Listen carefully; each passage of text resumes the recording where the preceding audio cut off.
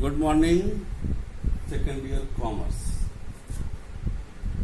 Class part 36. Today topic is clearing house. Clearing house, the dictionary meaning of clearing house, सफाई करो किसी चीज का. To clear the things. Here, in this chapter, we will discuss how the bank clear the credit instrument. Before discussing what is the clearing house, first we should take the credit, the economic condition, the economic procedure of the society, what is going on. Today is the total commercial era, and most of the transactions are going on the basis of the credit instrument, either through the check, through the bank draft, bill of exchange. Because cash transaction is not only risky, but it is very costly too. We cannot make the payment, large scale payment in cash. You will be surprised to know 22,000 crores rupees are spent by the RBI on the printing of the currency. Earlier in this chapter, before this chapter, we have discussed so many things in the credit chapter. What is the importance of the credit in the present era? Without credit, at present time, no transaction, no economic development can be imagined. So, most of the businessmen and we in the personal life, we made the payment through the check, large scale payment through the check. So many commercial banks are there in our economic system, and so many, all the people are having the bank account in so many banks. I am having my account in the central bank. Someone is having the account in the Bank of Baroda, and someone is having the Oriental Bank, State Bank. So many banks are there. So many, and we receive the check from the so many people of the so many branches of so many commercial banks. So how the bank settle this credit instrument? It is only done through the clearing house. Here we will discuss the total procedure meaning of the clearing house. Clearing house only do the accounting adjustment. There is no credit transaction. In simple way, we can say the clearing house is the general organization to offsetting the credit instrument. Cross offsetting, cross का मतलब हमारा हो गया कि दोनों पक्ष, offsetting the credit to instrument. In India, as we know, our regulatory authority, the monetary authority of our country is the Reserve Bank of India, and all the commercial banks are run under the supervision and command of the Reserve Bank of India. So, prime responsibility of the clearing house is in the hands of the Reserve Bank of India as the monetary authority, and as the representative of the Reserve Bank of India, the state bank play at local level to run the clearing house. यानी जहाँ पर total clearing house की जिम्मेदारी हर देश में central bank monetary authority को होती है. In India our monetary authority is the reserve bank of India, and reserve bank of India का हर जगह ब्रांच नहीं होता है. तो on behalf of the reserve bank of India, state bank of India as the representative of the reserve bank, we should know here. आगे हम detail पढ़ेंगे कि state bank of India is the representative apart from doing the role of the commercial bank. State Bank of India play a very significant role as the representative of the Reserve Bank of India. So as the representative of the Reserve Bank of India, at local level the State Bank of India perform the role of the clearing house. ठीक है, अब जिसे इसमें हम लोग देखेंगे definition. Clearing house is the general organization of banks of a given place having for the main purpose of the offsetting माने भाई क्लियर करना the cross obligation in the form of checks. ठीक है ना. हिस्ट्री एंड वर्किंग प्रोसीजर आप पढ़ लीजिएगा. इसमें एक एग्जांपल दिया है, उस एग्जांपल को आप पढ़िएगा, लेकिन एक एग्जांपल जो हमने अपने तरफ से दिया है वेरी सिंपल वे में, उसको आप ध्यान से देखिएगा कि क्लियरिंग हाउस वर्क कैसे करता है. देखिए, suppose in our economy there are 4 banks A, B, C, D. कितने बैंक हैं? A, B, C, D. ठीक है ना. फोकस यहां पर रहेगा A, B, C, D. आप इसको हम जैसे नोट करें, आप अपने कागज पे भी नोट करेंगे, एकदम समझ में आ जाएगा. कितने बैंक है? There are 4 bank A, B, C, D. एक यहां चेक जो आ रहा है, एक यार कितना A बैंक में जो चेक आएगा बी, सी और डी का. ठीक है, तो ए का, अगर ए के बैंक में ए का ही चेक आएगा तो it will be the internal transaction. There is no question to present this cheque, those cheque before the clearing house. That will be inter transactional. But clearing house जो रहेगा वो अदर कमर्शियल जो branches हैं उस bank के, उसके लिए होता है. ठीक है. और एक चीज और, बिफोर इसको हम एक न्यूमेरिकल और एक इसको एग्जांपल के रूप में लाए, एक चीज हम और बताना चाहेंगे, वो ये है कि हमारा जो अकाउंट होता है, आवर अकाउंट, हम लोग कहां खोलते हैं? Commercial bank. And all the commercial banks are having their account in the reserve bank of India. So as a depositor, या if you are paying, if I am paying the someone the amount through the check, हमने उसको दिया, उसका account कहीं है, वो अपने bank खाते में डालेगा. अब वो बैंक जो है हमारे बैंक से वो पैसा लेगा. तो यहां पर जो है हर बैंक का चूंकि खाता होता है, तो सारे लोग एक लिस्ट बनाते हैं और ऑन द बेसिस कि कितना कितना पैसा हमको किस ब्रांच से लेना है. उसी तरह सारे ब्रांच लेते हैं.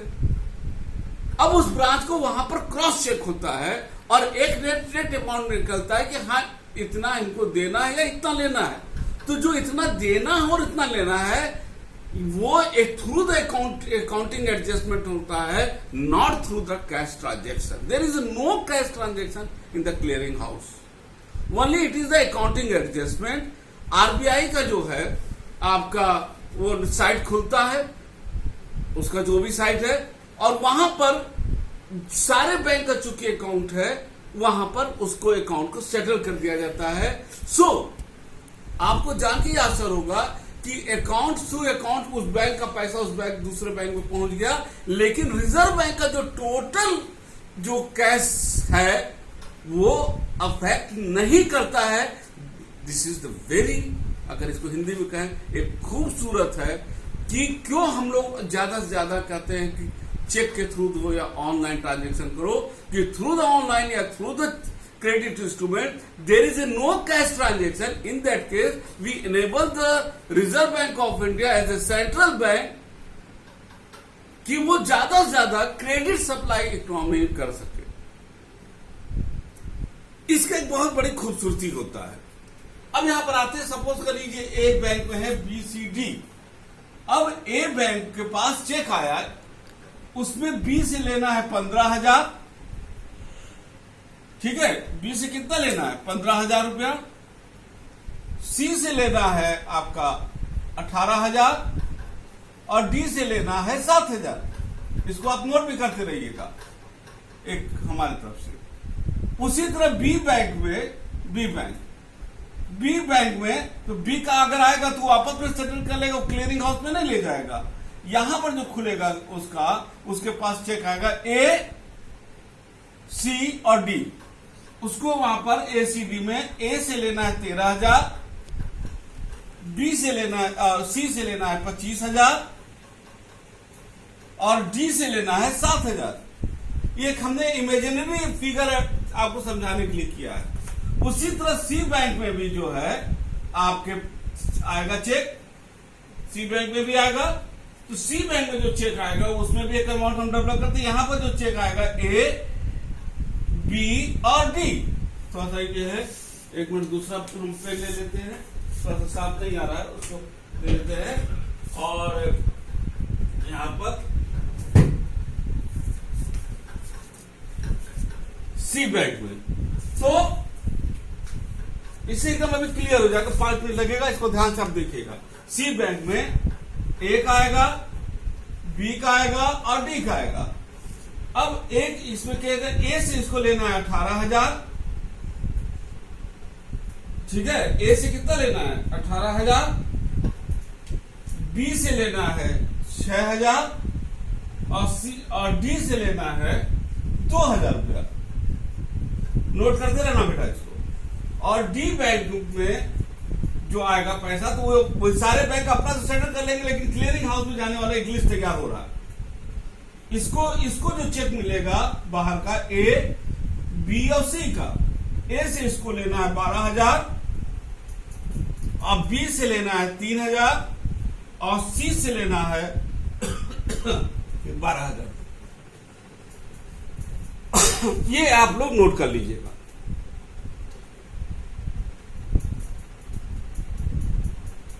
ठीक है, ये 4 बैंक के संदर्भ हमने लिया है। अब इसको हम थोड़ा सा आगे चलें। हमारे ख्याल से आप लोगों ने नोट कर लिया होगा, अगर नहीं नोट थोड़ा सा, क्योंकि जल्दी चलेंगे, ज्यादा देर हम इस पर कैमरा नहीं लगा पाएंगे, तो आप लोग फिर से रिवर्स करके इसको देख लेना।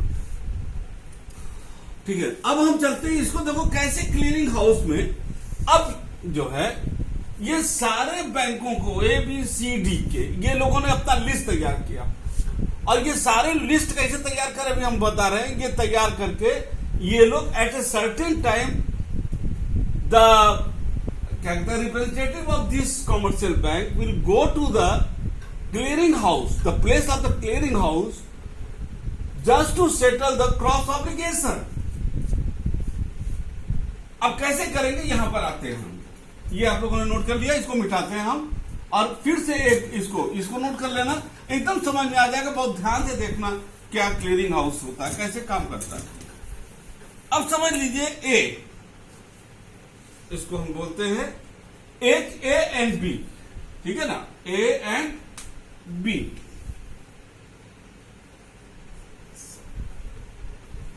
ए एंड बी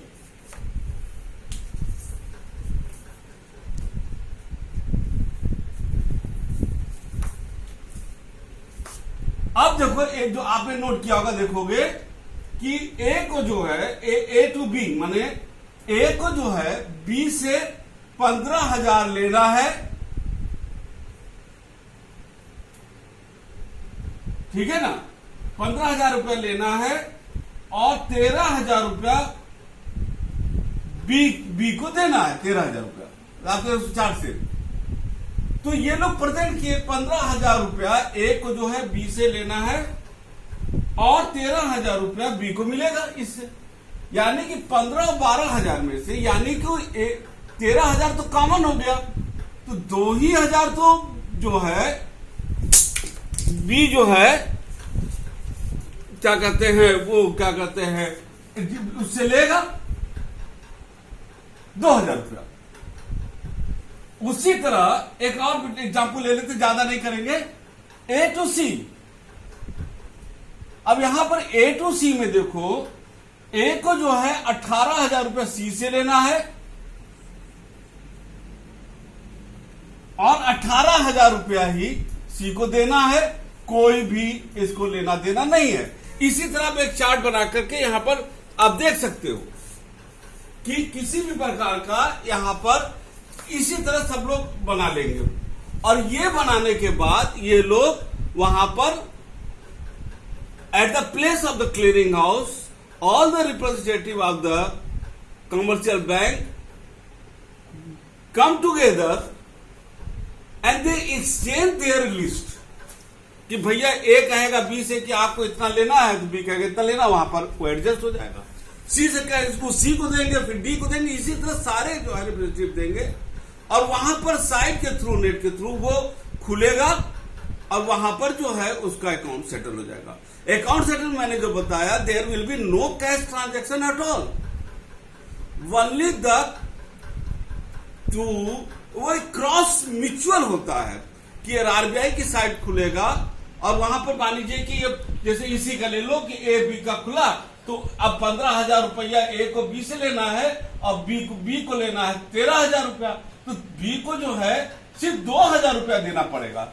अब रिजर्व बैंक के साइड पे क्या होगा, रिजर्व बैंक के साइड पे बी के खाते से ए के अकाउंट में, यहां पर ए बी सी डी जो है कमर्शियल बैंक है, बी कमर्शियल बैंक से ए के अकाउंट में चला जाएगा, ठीक है ना। अब यहां पर जो है किसी भी प्रकार का कैश ट्रांजैक्शन नहीं हुआ, सिर्फ रिजर्व बैंक के साइट पर जो खाता था, एक बैंक का खाता दूसरे बैंक के अकाउंट में वो चला जा रहा है। अब इसका जो फायदा जो हो रहा है, एक तरह से there is no cash transaction, वहां पर हाँ ये जरूर है कि कैश वहां पर वो साइन भी चेक करते हैं, अमाउंट देखते हैं, वो सब सारी चीजें उसके पहले फॉर्मेलिटी हो चुका होता है, वो चीजें अपनी अलग है। हम सिर्फ यहां बता रहे हैं this is the only accounting adjustment कि रिजर्व बैंक के साइड पर वो एक दूसरे खाता चला गया। अब आप देख रहे होंगे कि चूंकि reserve bank is the commanding body of the monetary system of the country and all the commercial bank of the country are working under the behest of the Reserve Bank of India. So, as a commanding and monetary authority of the country, all the commercial banks are having their account in the Reserve Bank of India, and through the clearing house, they only settle their accounting adjustment. There is no cash transaction at all. In that case, through the clearing house, we enable the Reserve Bank of India to create a huge credit in the economy, and through the commercial bank, Reserve Bank of India एक अच्छा credit का economy में ज्यादा ज्यादा पैसा उधार credit circulate करा सकता है, because reserve bank of India को ज्यादा अपने पास अपना जो है वो रखना नहीं पड़ेगा कैश, तो वो जब कम रखना पड़ेगा एक कस्टमरी बेसिस पर, और जो कमर्शियल बैंक को अपने पास रखना पड़ेगा, क्योंकि ऑल द उसको जो है सब कुछ जो है ऑनलाइन हो रहा है या थ्रू अकाउंट हो रहा है, तो सिर्फ एक कस्टमरी बेसिस पर कमर्शियल बैंक रखेंगे और कुछ पैसा जो सीआरआर और एस के तहत जो हम पहले डिस्कस कर चुके थे उसके तहत जो रिजर्व बैंक रख पाता है। लेकिन ज्यादातर पैसा जो है जब रिजर्व बैंक के पास रहेगा तो रिजर्व बैंक के जो क्रेडिट कंट्रोल पॉलिसी उसके तहत रिजर्व बैंक ज्यादा से ज्यादा इकोनॉमी में क्रेडिट सर्कुलेट कराएगा थ्रू द कमर्शियल बैंक, और जिससे जो है इकोनॉमी डेवलप होगी और देश विकास करेगा। ये क्लियरिंग हाउस का बहुत ही अच्छा फायदा है, और इसीलिए जो गवर्नमेंट भी चला रही है कि ऑनलाइन ट्रांजेक्शन हो थ्रू चेक लीजिए। एक थ्रू इनकम टैक्स लॉ के हिसाब से अगर कोई ट्रांजेक्शन आप 50,000 या उसके ऊपर का है तो वो कैश में नहीं हो सकता, वो सिर्फ आपका चेक से हो सकता है। इसीलिए कि लार्ज स्केल पर एक तो रिस्क भी खत्म हो जाएगा, फ्रॉड रिस्क अगर खत्म हो जाएगा, साथ ही साथ फ्रॉड चोरी जो भी है ये सारी चीजें खत्म हो जाएगी। और ये तो माइक्रो लेवल पर, मैक्रो लेवल पर रिजर्व बैंक जो है पूरे इकोनॉमी में अच्छा खासा क्रेडिट सर्कुलेट करा सकता है। तो clearing house play very significant role regarding the economic development of the country. अब इसमें जैसे कुछ हम पॉइंट डिस्कस करते हैं कि आगे हम लोग चलते हैं यहां पर कि एडवांटेज ऑफ इट में clearing house, clearing of the accounts in group. हमने कहा कि कोई सिंगल नहीं जाता है, एक ग्रुप में सारे बैंक वाले खड़ा होते हैं। यहाँ पे इंडिया में जो है कम से कम अच्छे खासे नेशनलाइज है, अच्छे खासे कमर्शियल बैंक है, छोटे बड़े लेकर के बहुत से बैंक हैं, सब क्लियरिंग हाउस में जाते हैं, सब सेटल कराते हैं। इकोनॉमी इन द यूज, मैंने बताया कि अच्छा खासा जो है कैश तो पैसा लगता है। अगर हम ऑनलाइन ट्रांजेक्शन करेंगे सिर्फ हमको पासबुक को दिखाएगा, चेकबुक को लिखेंगे, कैश का कोई ट्रांजेक्शन नहीं होगा। Lesser of the reserve fund, क्योंकि वो वहां पर जो है क्या कहते हैं चेक के थ्रू पेमेंट हो रहा है, ऑनलाइन हो रहा है, तो कैश कम रखने की जरूरत है, मैंने अभी डिस्कस किया। Freedom of the risk increase the bank, इससे सारे बैंक कोऑपरेट करेंगे। ये बहुत in the use of the increase the use of cheque and facility to non member.